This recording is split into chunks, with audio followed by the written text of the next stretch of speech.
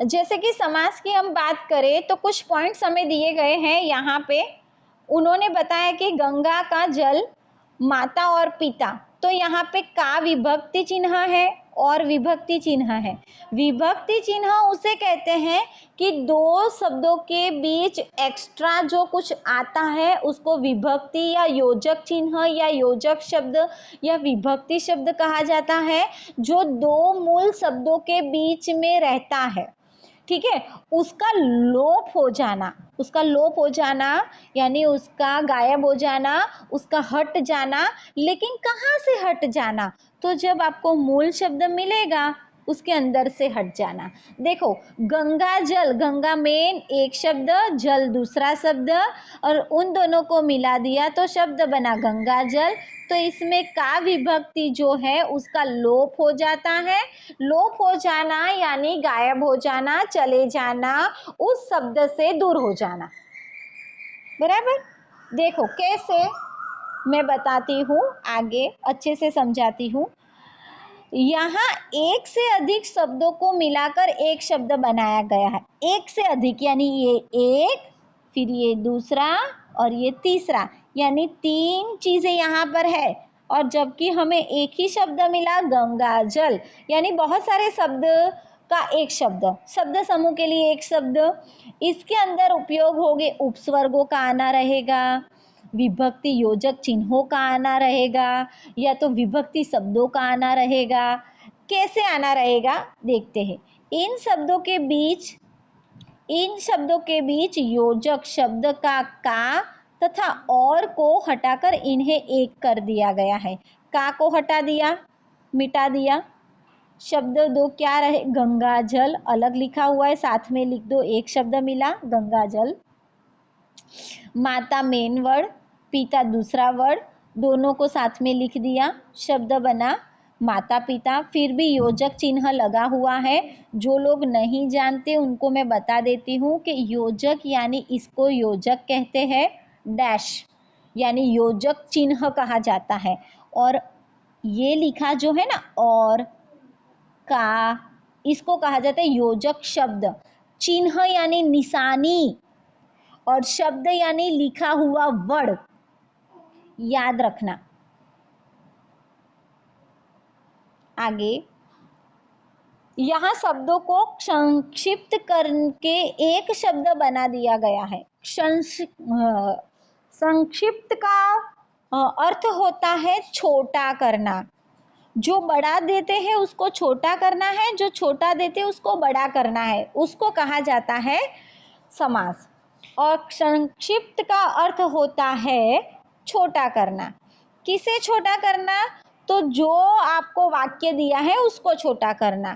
कैसे वाक्य दिए हैं? तो पर्टिकुलर आपको बहुत सारे एग्जाम्पल देंगे वो लोग, और वो वाक्य देंगे तो आपको एक शब्द लिखना है, और एक शब्द दिया है तो आपको उसका वाक्य बनाना है। तो यहाँ पे आपको ये सीखना है कि एक शब्द दिया है तो उसका हम बड़ा वाक्य कैसे बना सकते हैं, अगर बड़ा दिया है तो उसका छोटा फॉर्म कैसे कर सकते है। क्या हटा देते हैं तो छोटा बन जाता है, वो चीज यहाँ पे मैंने समझाई।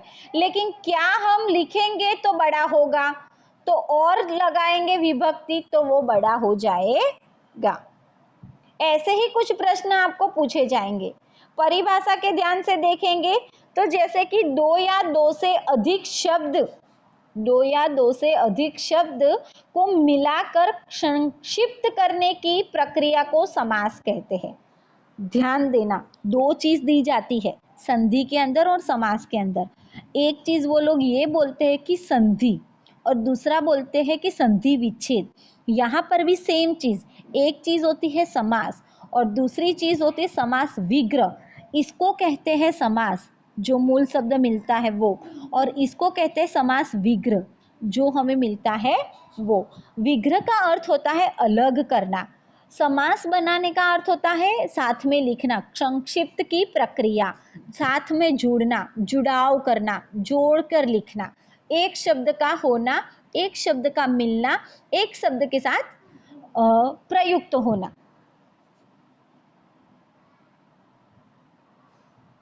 आगे जैसे कि समास शब्द का अर्थ है संक्षिप्त करने की प्रक्रिया, यानी छोटा या दो शब्दों के मेल से समास बनता है, उसको समास कहते हैं। इनमें दो शब्दों के बीच की विभक्ति योजक चिन्ह को हटाकर एक शब्द बना दिया जाता है। ऑब्वियसली अगर हमने का को हटा दिया तो गंगा जल मिलेगा, माता और पिता और को हटा दिया तो माता पिता मिलेगा।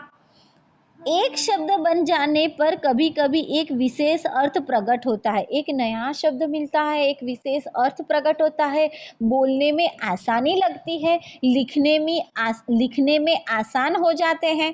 जैसे कि रसोई घर, रसोई घर उसे कहते हैं, आप सब जानते हो, किचन यानी हमारा रसोई घर हिंदी में कहे तो रसोई के लिए घर यानी रसोई घर, रसोई के लिए घर यानी रसोई घर। ये लंबा सेंटेंस और ये छोटा सेंटेंस जहाँ केवल भोजन ही पकाया जाता है उसको कहते हैं रसोई घर। किचन जहाँ खाना पकाया जाता है उसको कहते हैं रसोई घर। यहाँ पर रसोई शब्द एक संक्षिप्तकरण है यानी छोटा फॉर्म है। सामासिक प्रक्रिया को अपनाया गया यानी सिंपल सेंटेंस को अपनाया गया है। जब समास बनने की प्रक्रिया से परस्पर संबंध दो शब्दों के मिलकर जो नया शब्द बनता है उसे समस्त पद कहते हैं। समस्त पद यानी दो शब्द मिलते हैं ना, र सोई। एक मिनट सब इरेज कर दो फिर बताओ।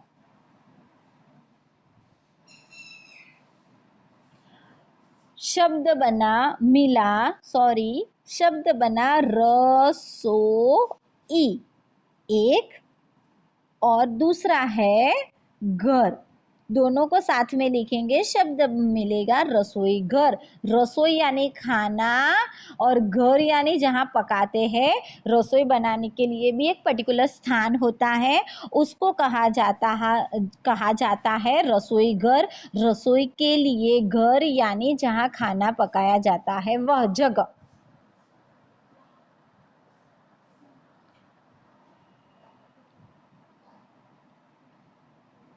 कुछ उदाहरण ऐसे भी दिए हैं। एक वीडियो शेयर करूंगी, 11 मिनट्स का है, यूट्यूब वीडियो है, लेकिन उसमें आसानी से आप पेदों को पहचान सकते हो।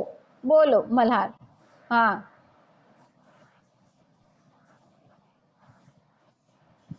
हाँ, समस्त पद में और समास में कोई फर्क नहीं है, लेकिन उन्होंने क्या बोला कि समस्त पद बेटा किसे कहते हैं। आप लोगों ने क्या खाक समझा तो इतना चिल्ला के बोली तो मैं, कि जब समास बनने की प्रक्रिया यानी समास बनने की प्रक्रिया आटा गूंदने की प्रक्रिया होती है तो हमें लास्ट में आटा गुना हुआ यानी एक डो तैयार हुआ मिलता है। वैसे ही जब समास प्रक्रिया बनती है तो उसके अंदर जब दो पद मिलते हैं ना, पहला गंगा और दूसरा जल, जब ये दोनों साथ में मिल जाते हैं तो हमारे पास समास मिला। तो समास को ही हम नया शब्द हमें समास में जो कोई भी मिला, गंगा जल मिला या माता पिता मिला, उसको समस्त पद कहते हैं।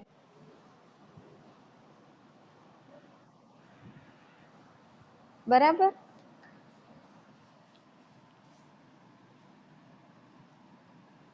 आगे, भला है जो मानस, इस शब्द को संक्षिप्त करने से भला मानस सामासिक पद मिल जाता है। सिंपल वर्ड, सामासिक पद का अर्थ होता है कि सिंपल वर्ड मिल जाता है, समास मिल जाता है। कैसे? भला मानस है बिचारा, भलो मानस छे, सिंपल। एक लंबा वाक्य जो हमें मीनिंग बताता है वही हमें शॉर्ट फॉर्म भी वही मीनिंग बताता है। समझ में आया? क्या हो रहा है ये? भला मानस जो बड़ा सेंटेंस है उससे भी एक ही मीनिंग मिलता है, शॉर्ट सेंटेंस बोलने में भी हमें वही मीनिंग मिलता है। जैसे कि उदाहरण के द्वारा मैं बताऊं, मोहन काका बड़े ही भले मानस थे। मोहन काका भला मानस था या बहु अच्छा मानस था, सारो मानस हतो, वैसे। समस्त पद कम से कम दो पदों से मिलकर बनता है। पहले जैसे बोला कि एक पद और दूसरा पद। समस्त पद कम से कम 2 पदों से मिलकर बनता है। समस्त पद के पहले पद को पूर्व पद कहते हैं यानी पहला पद, और दूसरे पद को उत्तर पद कहते हैं यानी दूसरा पद। अब समझना मल्हार, समास वही समस्त पद है, लेकिन उसके पहले पद यानी पहले शब्द को हम पूर्व पद कहते हैं और दूसरे शब्द को हम उत्तर पद कहते हैं यानी पहला पद दूसरा पद। किस तरीके से? साइकिल पहला पद, सवार दूसरा पद, साइकिल पूर्व पद, सवार उत्तर पद। कमल नयन, कमल पहला पद, नयन दूसरा पद, कमल पूर्व पद, नयन उत्तर पद। यानी कोई भी समास बनेगा ना, अल्लाह पहला तो तुमने यार कीधु मैं, पहले तो मैंने आपको बोला कि संधि यानी वो कि जो साथ में लिखी जाए, तो समास में भी ऐसा है कि जो शब्द साथ में लिखा जाता है उसको समास कहते हैं, लेकिन इसमें भी 2 वर्डों का समावेश होता है, 2 शब्दों का समावेश होता है। साइकिल एक शब्द है, सवार दूसरा शब्द है, कमल एक शब्द है, नयन दूसरा शब्द है। ध्यान रखो, थोड़ा आजू बाजू में मत देखो। एक ही चीज को 3 बार तो रिपीट किया, कितनी बार किया मैंने? समास यानी एक वर्ड, एक सेंटेंस, सेंटेंस नहीं, एक वर्ड, एक शब्द, मूल शब्द जिसके अंदर 2 पदों का समावेश होता है। पहला कोई भी, कुछ भी हो, लेकिन उसको पूर्व पद कहेंगे, और दूसरा कोई भी हो उसको उत्तर पद कहेंगे। तो जैसे कि कमल है वो पूर्व पद है और नयन है वो दूसरा पद है। जब इन दोनों का समावेश होता है तो समस्त पद बनता है यानी समास बनता है। गंगा जल में सिखाया तो सही, ध्यान कहाँ रखते हो? ध्यान कहाँ रखते हो? ध्यान रखो। कमल नयन समस्त पद को अलग करके लिखने पर होगा कमल के समान नयन। अभी ये जो आया ना वो उसका लंबा बनाया गया है सेंटेंस। कमल नयन को समस्त पद को अलग करना है, अलग करना यानी समास विग्रह करना है, उसको अलग करना है। संधि विच्छेद करते थे वैसे समास का विग्रह करना है। कमल नयन आपको शब्द दिया है और क्वेश्चन ऐसे पूछा गया कि दिए गए शब्द का समास विग्रह कीजिए, तो कैसे करोगे? कमल के समान नयन, कमल रूपी नयन, कमल के समान नयन यानी आपने उसका समास विग्रह किया, उस शब्द को अलग किया, उसको कहा जाता है समास विग्रह। और आपको ऐसा लिख कर दिया जाए, सूचना ऐसी दी जाए कि दिए गए समास विग्रह का समस्त पद लिखो। यानी कहने का मतलब लॉन्ग सेंटेंस दिया हो तो उसका शॉर्ट वर्ड बनाना है, और शॉर्ट वर्ड दिया है तो उसका लॉन्ग सेंटेंस बनाना है।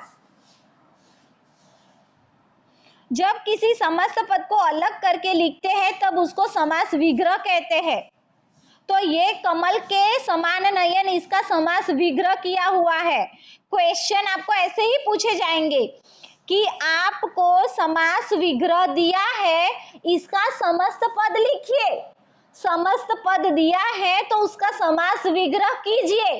क्वेश्चन तो समझो एटलीस्ट कि क्वेश्चन क्या कहते हैं। टेक्स्ट बुक नहीं है ना हो तो भाई मंगवा लेना या खरीद लेना या जेरोक्स करवा लेना। Second page, page number 62।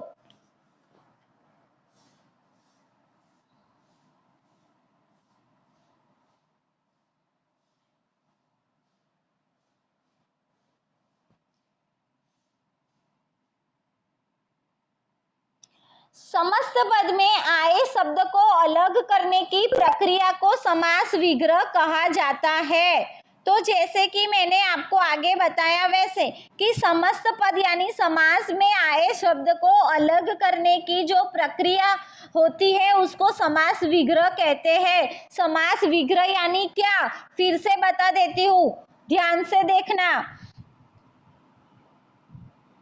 कमल के समान नयन, इसको कहते हैं समास विग्रह। प्रश्न पूछा गया कमल के समान नयन उसे क्या कहते हैं, तो कहते हैं उसको कमल नयन। अगर आपको ये पूछा जाए तो आपको ये करना है, और आपको ये पूछा जाए तो आपको ये करना है। क्वेश्चन पर समझना।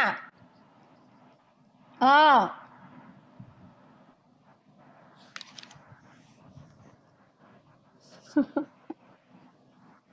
मतलब ये ओवर एक आप लोगों को उस दिन में बोला था मैंने कि जिस इंसान को पता ना चलता वो एक ही चीज को बार बार पूछता है, ये चीज हो गई। एक चीज को मैं चिल्लाकर ये बोल रही हूँ कि एक होता है समास और दूसरा होता है समास विग्रह। सेम आपको संधि का टॉपिक ही लेना है, लेकिन वहां पे वर्ण शब्द थे, यहाँ पे शब्द और शब्द के साथ खेलना है। खत्म। તું એક બાજુનો હેડફોન પહેર, એક બાજુનો કાઢી નાખ। देखो, परिभाषा से, परिभाषा क्या कहती है कि समास विग्रह का अर्थ है अलग करके लिखना। जो मैंने आगे बताया वैसे कि समास विग्रह का अर्थ होता है, क्या हो रहा है ये? कौन गाना गा रहा है? मैं क्लास बंद कर दूंगी। हाँ, 13 के 13 चैप्टर खुद पढ़ लेना, मैं नहीं पढ़ाऊंगी, याद रखना। और कंटाला वंटाला आता हो ना तो निकल जाओ क्लास से, मैं नहीं आपको पकड़ के बैठी। अगर 100% मैं दे रही हूँ तो आपका भी होना उतना ही जरूरी है। क्या गाना गुनगुना रहे हो बीच में? दोबारा ऐसा बोला ना कि मैडम समाज समझाओ, तो नहीं समझाऊंगी, वीडियो भी शेयर नहीं करूंगी, याद रखना। प्रिंसिपल सर ने रखा ही गलत है कि वीडियो बनाना रखना ही नहीं चाहिए। इनको एक बार पता चले ना क्लास में, वही ठीक है।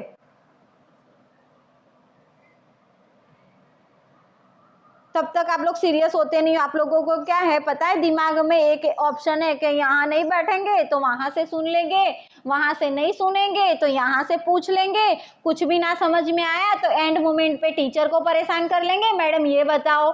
मैडम बेचारे बताए बिना छुटका नहीं है, बताना ही पड़ेगा। जब ध्यान देना होता है तब ध्यान देना ही नहीं है आप लोगों को। बैठे रहो शांति से, 2 घंटे पढ़ाऊंगी, याद रखना। अब मैं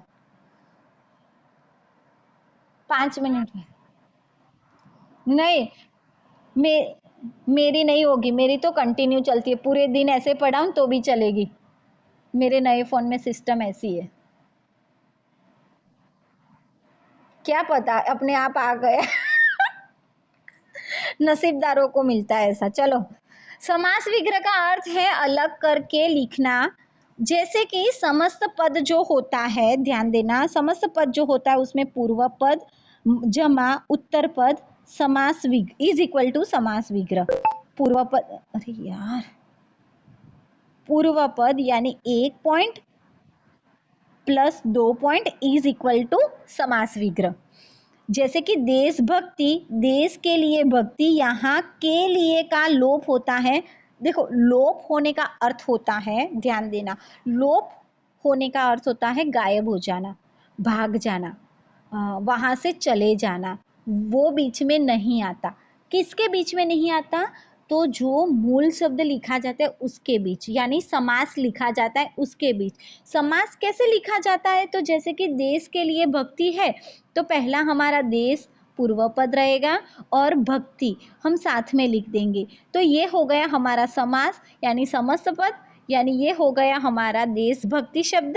और उसको अलग करेंगे तो शब्द मिलेगा देश के लिए भक्ति। तो बीच में हमने क्या लगाया तो अलग हुआ, तो के लिए लोप हो जाता है।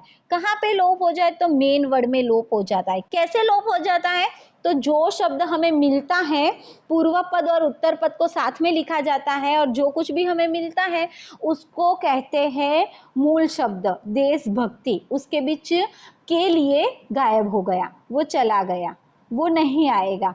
कहाँ पर नहीं आएगा? जब हम मूल शब्द लिखेंगे वहां नहीं आएगा।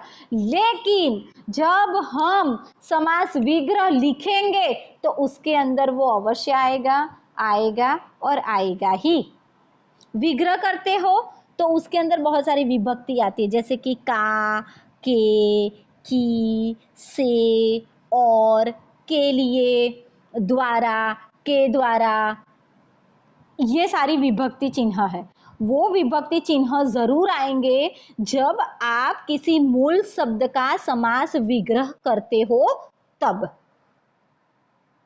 जब मूल शब्द होता है उसके अंदर नहीं, लेकिन मूल शब्द का आप समास विग्रह यानी उसको अलग करते हो तब जरूर विभक्ति आएगी। लेकिन जब मूल शब्द लिखोगे उसके अंदर नहीं, पहले आपको मूल शब्द दिए जाएंगे फिर समास विग्रह दिए जाएंगे, पहले आपको समास पद दिया जाएगा फिर समास विग्रह दिया जाएगा।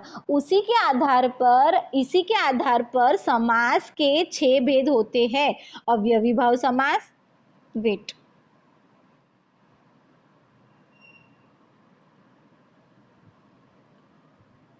अवयवी भाव समास, अवयवी भाव समास, तत्पुरुष समास, द्विगु समास, द्वंद्व समास, कर्मधारय समास, बहुव्रीहि समास। ठीक है, आपको मुझे सपोर्ट तो करना पड़ेगा, भाई क्लास खत्म हो गई पता भी ना चला। अवयवी बहुत ब्लर है ना, वो तो कल सीट ठीक हो जाएगी। आज के दिन के लिए बस इतना ही, क्लास खत्म कर रही हूँ मैं, बराबर।